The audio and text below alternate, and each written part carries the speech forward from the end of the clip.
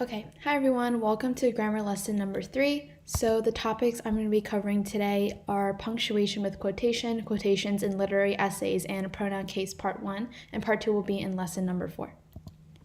So first up is punctuation with quotations. So the first case that we're going to be looking at are when you're quoting the words of a person. So when quoting directly, use quotation marks to enclose the exact words of the person being quoted. So for example, Sally complains, quote, "I have no time to finish this project."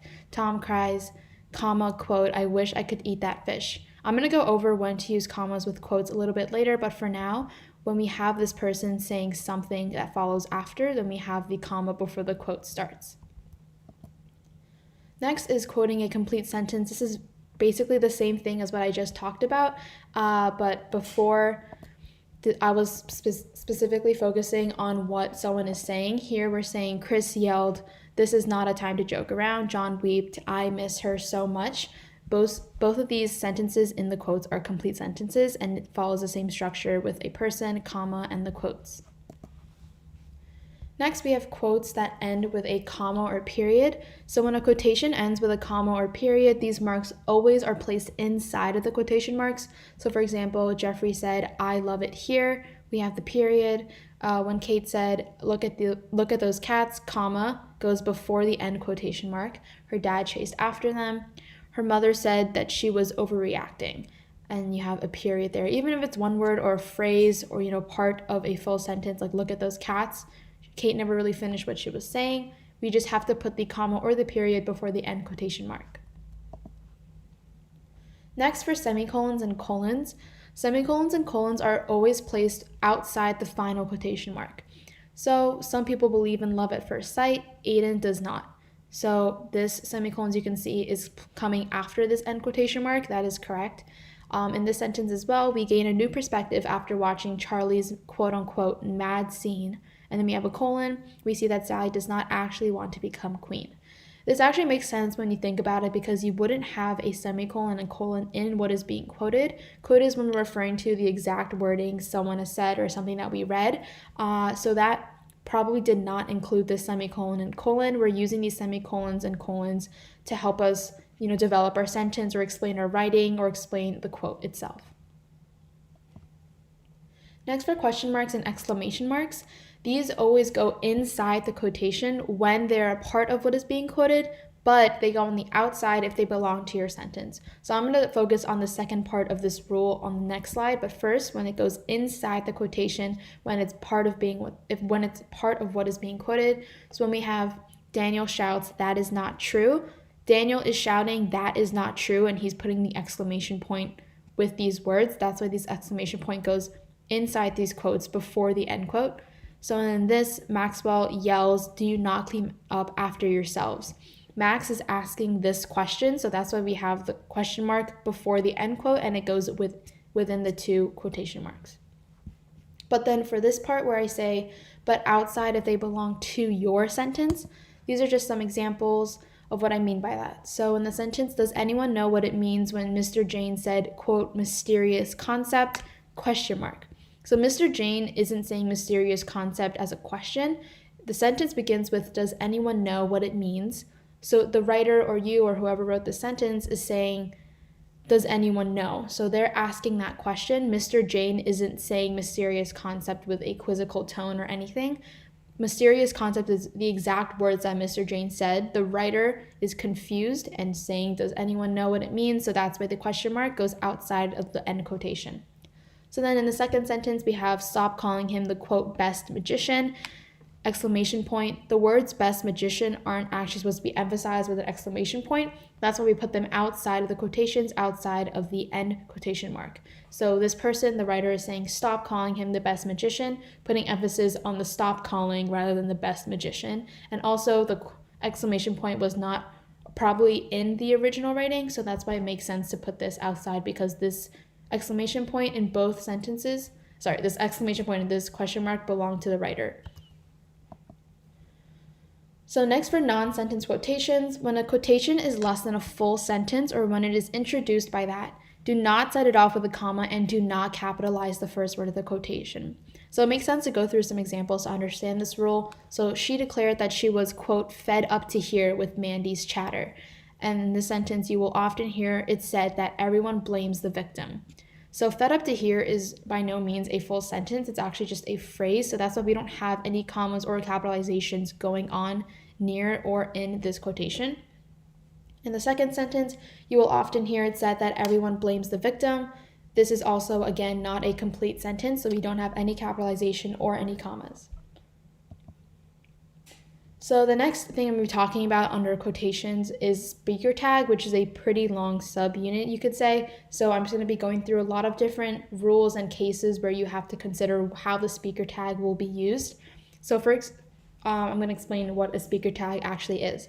So often quotations are introduced, interrupted, or followed up by a speaker tag, which is a short phrase. These are just some examples like he, she asked, they said, he angrily yelled, anything that kind of points to who the speaker is or what the speaker is saying or doing. That is what a speaker tag is. So these are just some examples. So in this first case, when the speaker tag precedes a full sentence quotation, set it off with a comma. So this is very similar to the sentences that we've seen used in many examples that I used in the previous slides, especially in the first and second slides. So Lucas declares, comma, quote, my German speaking skills are the best here. Or Emma says, comma, quote, I know we are having breakfast foods for lunch. So everything in these two quotes are actually full sentences. And because the speaker tag Lucas declares and Emma says, it's kind of referring to who is saying what. So Lucas is declaring this, Emma is saying this. These are the speaker tag. It's telling us who the speakers are. So when they precede a full sentence quotation, you set it off with a comma, which are located between the two. The next scenario is when the speaker tag follows a full sentence quotation whose end mark is a period. Replace the period with a comma inside the quotation marks. So first, I just want to point out the speaker tags. It makes it more obvious. We have said Emily and suggested Jaden. That's pointing to who is saying what, who's suggesting what. And then we have the full sentence quotation, I truly dislike sardines. We should use the second one. Even though they don't end in a period here, because we're replacing the periods with a comma, we know that it would make sense with a period because we have a subject and a verb. These are full sentences. So I truly dislike sardines, comma, end quote, after the comma, said Emily.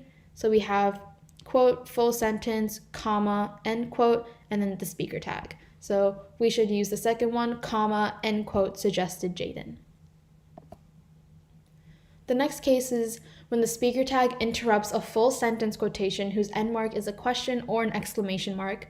We leave the end mark and do not add a comma. So we're only replacing anything or adding a comma when we have a period. Sorry, I just went back a slide just to make sure that it's bolded here. It's a period, then it's replaced with a comma. So then when it's a question or exclamation mark, we leave the end mark by itself. We do not add a comma or replace it with a comma.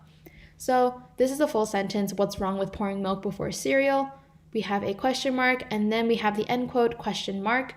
And sorry, I just want to point out the speaker tags here are question mark and Johnny insisted.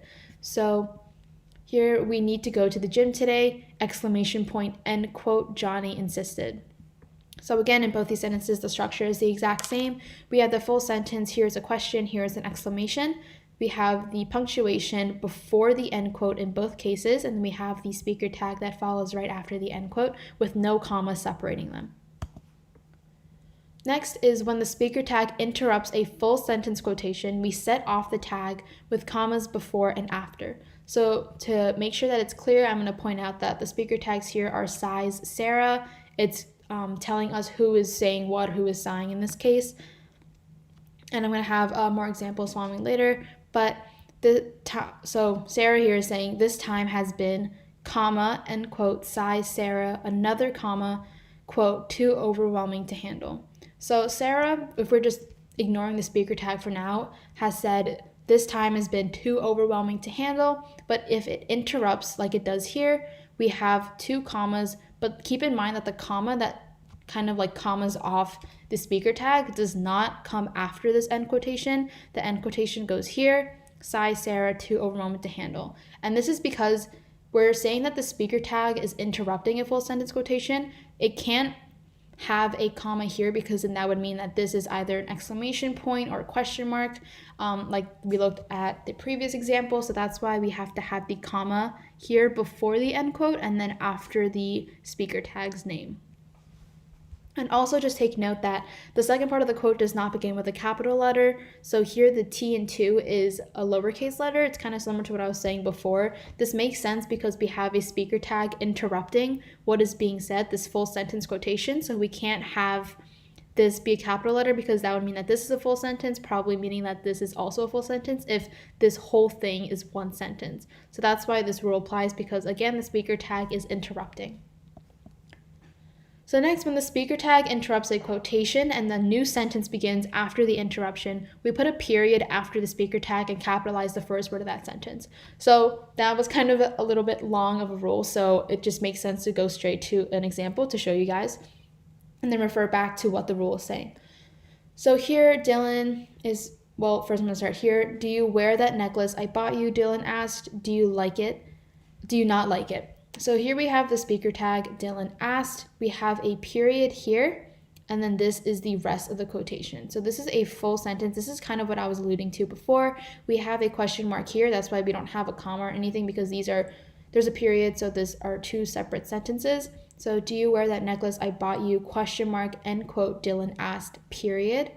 And then capitalize the first word in that sentence of the second part. So open quote again, do you not like it? So next, use quotation marks to set off slang, technical jargon, and other expressions that you do not want considered as your own.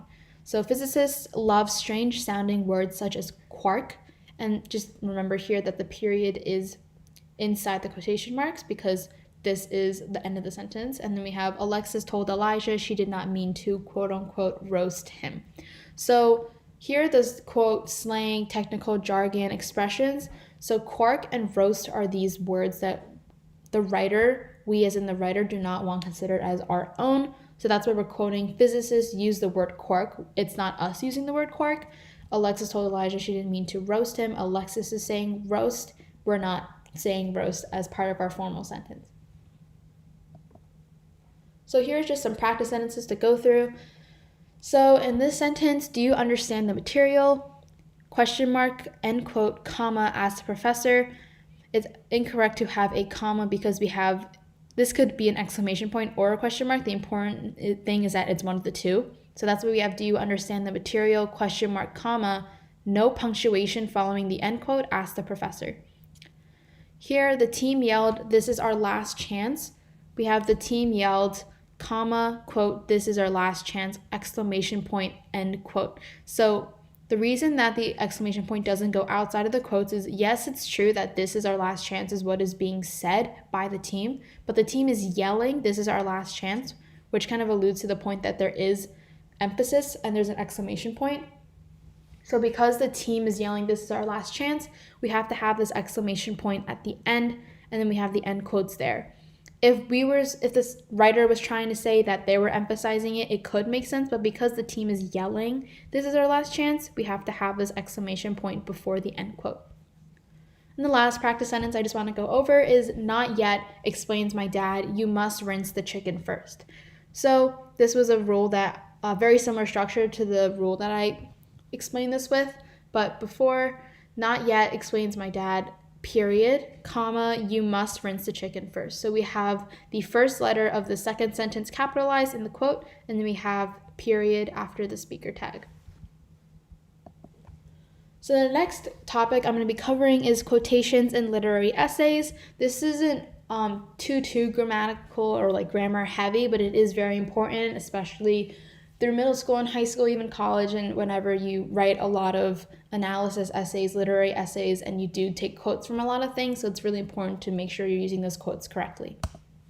So first, with lengthy information, use a colon to introduce a lengthy or formal quotation, or one being introduced as evidence in an argument. So I just made up some sentences, but just to demonstrate what I mean by that. So at one point in her essay, Melissa James speaks openly about her opinion, colon, and then open quote, and then quote whatever Melissa James said. So cows are actually completely misunderstood in the fact that they actually can be highly, and then you just have whatever Melissa James said at the end, and then end quote. The important part to focus on here is that we have a colon separating or really just introducing this lengthy or formal quote, which starts here with cows. So block quotes. So a block quote is a quotation longer than 3 lines of prose or verse, and it should be set off in a block, which is a single space and double indented chunk of information, I guess you could say. So do not use quotation marks in a block quotation unless there are quotation marks in the original writing. The reason we're not using quotation marks is because we can tell what a block quote is when we see it, because they are single space and they are double indented. So in your paper, it'll be obvious that there is a chunk of information you're probably going to explain before you insert that block quote in. What is going to be talked about next. You're probably alluding to the point that you will have a block quote in your writing. And also the double indented part makes it very obvious that it's not the same formatting as the rest of your paper. So it will be obvious that it's more shifted to the middle. The spacing is a little smaller and people can tell. So that's why you do not use quotation marks when you're at the beginning and end of a block quote unless there are quotation marks in the original writing. So here, Melissa James speaks more on her standing on cows. We have a colon, and this is our block quote. I couldn't really double indent on the PowerPoint slide, but here these would be, sorry I can't show you, but it would probably be starting around here. So let's say that this sheet is your paper. We have the sentence just here. This actually chart scientists, these words would probably be around here if we were to double indent them. And also, notice how there aren't any quotation marks. I didn't finish any sentence, but again, at the end, there wouldn't be a quotation mark either. And then you just continue your paper once you're done with the block quote and you have no quotation marks. You just start again with your regular structure of the paper. I find this point fascinating and whatnot. So then this part where you go back to your writing and you're speaking and it's not anything quoted anymore, you go back to the regular structure of your paper. Next, we have line breaks and quotes. So when quoting verse, show the line breaks with a slash, just like that, and preserve all capitalization and punctuation as in the original. So this is really important. I'm going to read this in a second, but it's really important when you're quoting, for example, poems or like Shakespeare, to be more specific in your writing. When you're quoting poems where you really do have to analyze and notice what is being capitalized and where the sentence ends and where the sentence breaks or where the stanza is different, it's very, very important that you use these slashes, especially if it's an analytical paper and you're analyzing why this word is capitalized or why the poet just decided to split the sentence there. It's very important to show where those line breaks are with these slashes. I'm also going to talk about changing capitalization a little later on. But for now, preserve all capitalization and punctuations as in the original. So in a block quotation, do not use quotation marks of the slash, but for quotes that are line to line, you'd use them just as you do in the original.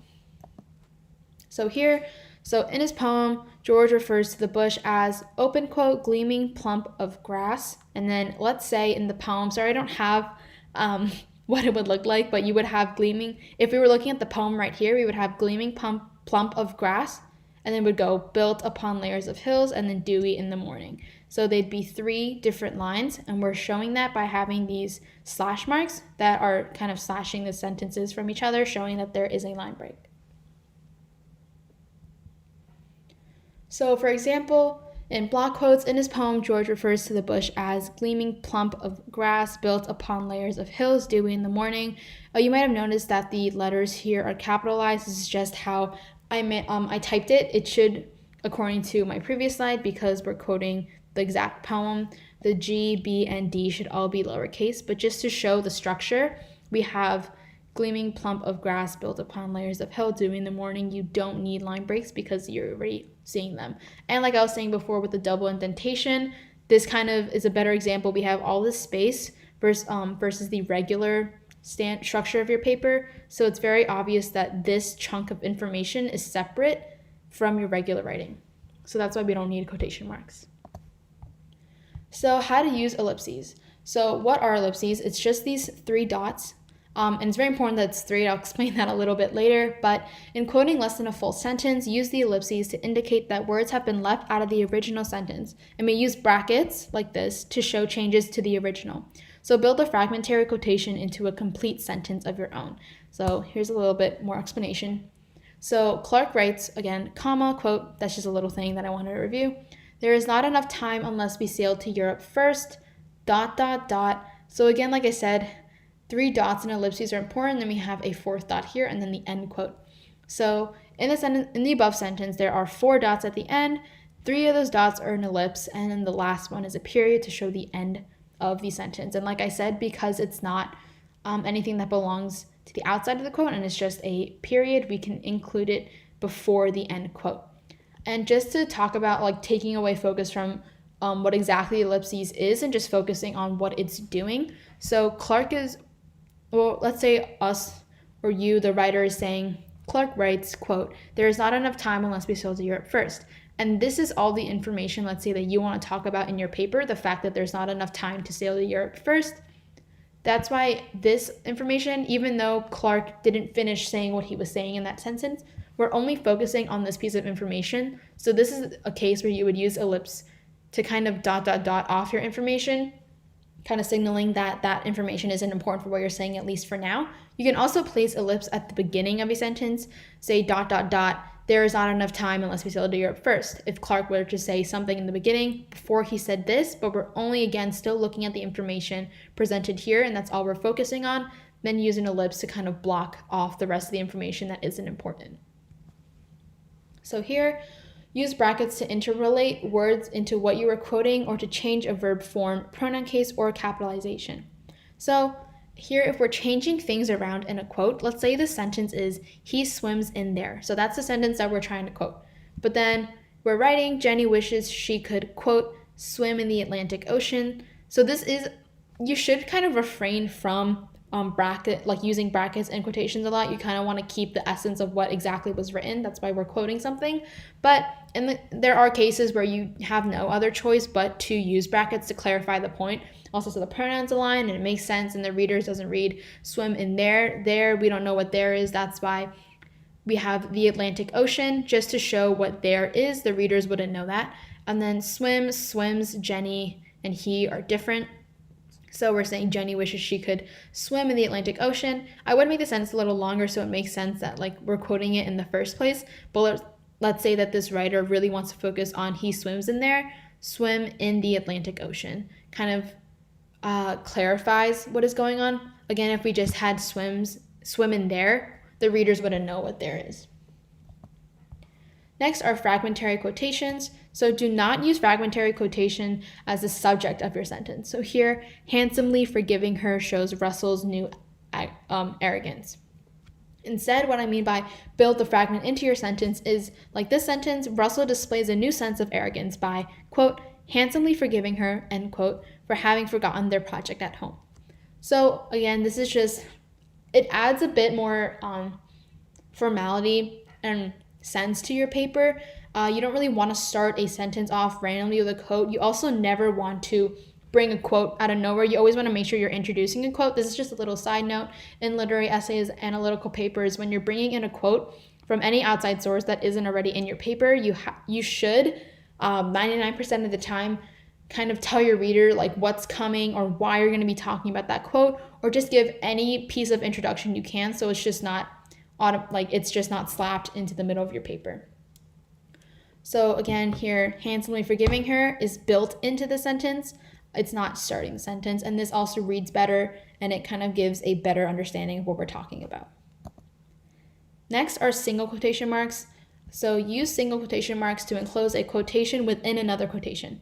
So what I mean by that is Noah was describing, quote, so we have the quotation marks, how to safely run away from those bees by galloping away from them. But Allie couldn't understand how that would produce a successful outcome.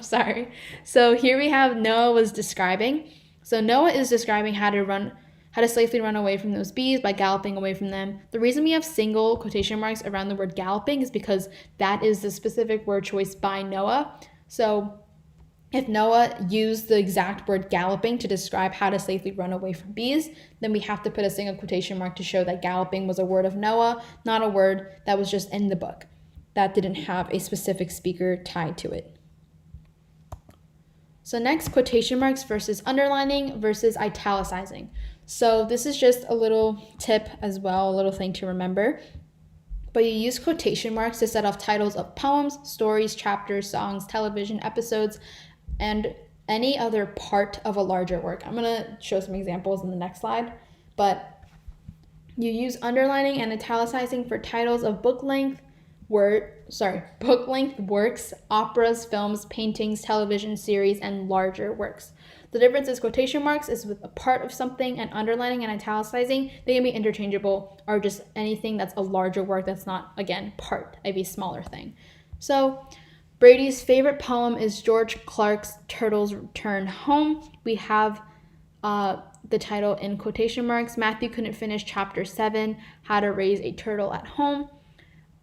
So those are all kind of, this is a chapter, it's part of a book.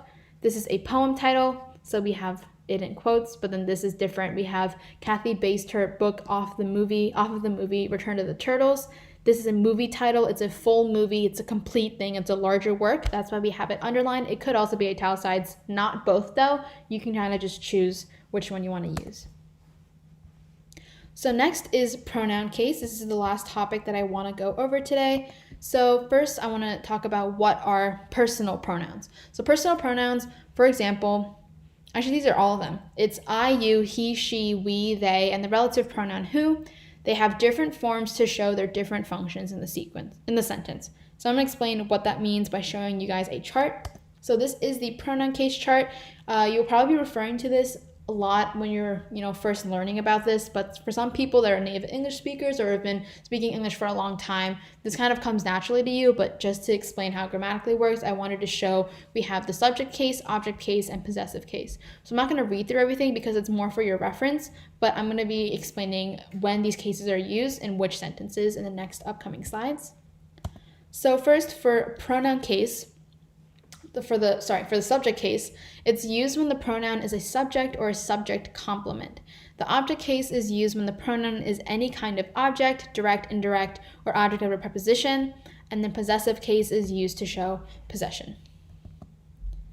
So linking verbs, compounds, and gerunds. So after all forms of the verb be, we use subject case pronouns. So it was she who stole the bike. Michael claims that the best swimmer in the class is he. So I'm just going to bold these words. So she and he, I'm saying subject case. We can see in the subject case we have he and she.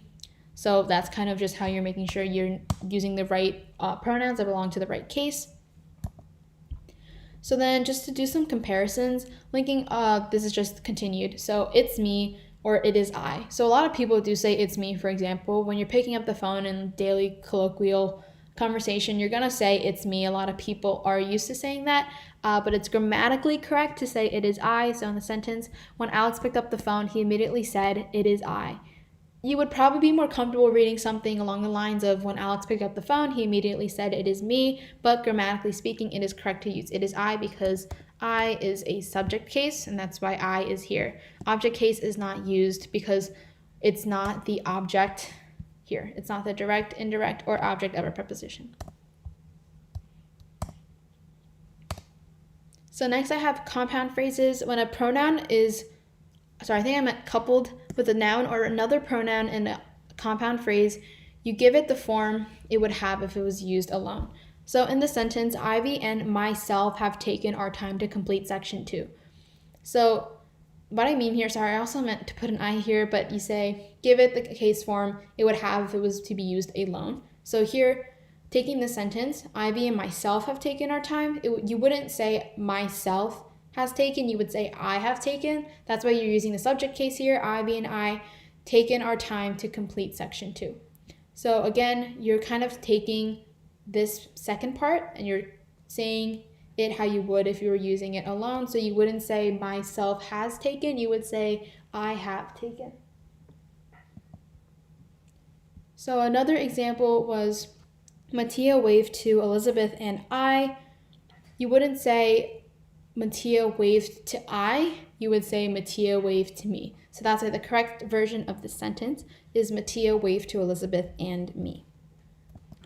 So next I have comparison. In a clause of comparison introduced by than or as, the verb is often omitted. So give the pronoun the case it would if the verb were there. So in the sentence, this isn't the sentence, but this is just a little tip. often when we make a comparison, we leave out words including the verb after the as or than. So here I just put them in brackets, you can see.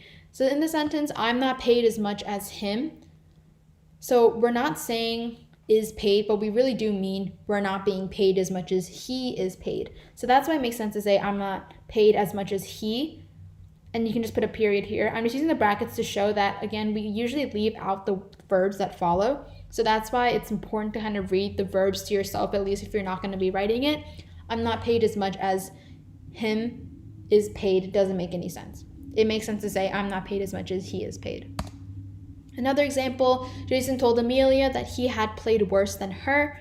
You don't say worse than her did, because what we mean in the sentence is Jason told Amelia that he had played worse than she had played. So worse than she did. So Jason told Amelia that he had played worse than she.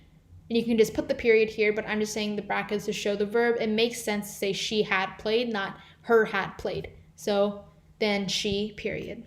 And that's the correct version of that sentence.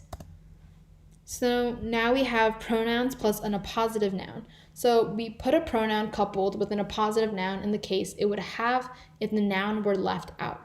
So again, it makes sense to go through some examples specifically, but quote, us teammates have to stick together, said Matthew. So if we drop teammates, would you say us have to stick together?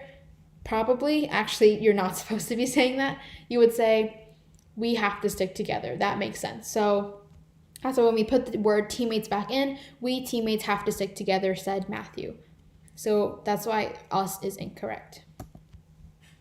Next with gerunds. So first, what a gerund is a verb that acts as a noun. So in the sentence, running is my favorite thing to do in the mornings, running is a gerund.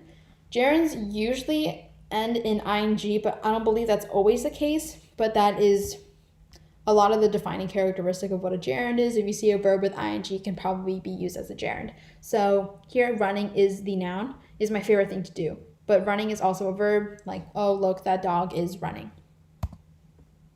So with a gerund, use the possessive form, the possessive case of a pronoun noun. So Kira objects to me screaming at him is incorrect. You would actually say Kira objects to my screaming at him. So if you look at my, that is going to be in the possessive case slot in the chart back a couple of slides. So lastly, to end today's lesson, I just want to go over some practice sentences that go over pronoun case. So the first sentence is, my friend Aiden hates me making fun of his shirt. It would be incorrect. We're going to say, my friend Aiden hates my making fun of his shirt. And that's why we're replacing me with my, is because of the correct pronoun case is my making fun of his shirt. So then in the next sentence, our mom gave my sister and I a long lecture. It's actually supposed to be our mom gave my sister and me a long lecture, because you can drop sister and just look at it by yourself. Say, it makes more sense. It is just actually correct to say our mom gave me a lecture versus our mom gave I a long lecture. And then lastly, Leah and myself get out of breath every time we jog.